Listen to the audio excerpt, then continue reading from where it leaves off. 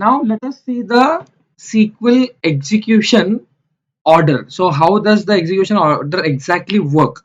So for this SQL query, your will be first order will be your from. So first order will be, it will start with from, then it will go to where.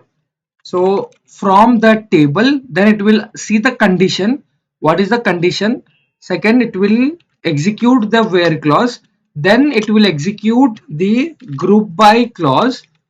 Group by clause. Third one will be your group by clause. After grouping it, it will go for the having clause. We have not used having clause till now. Let me go for the next type, that is select clause.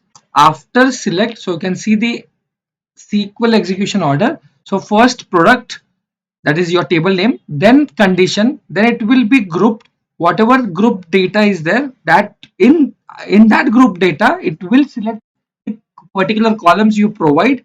After selecting the column names, then it will be then it will order it, then order by. So this will be the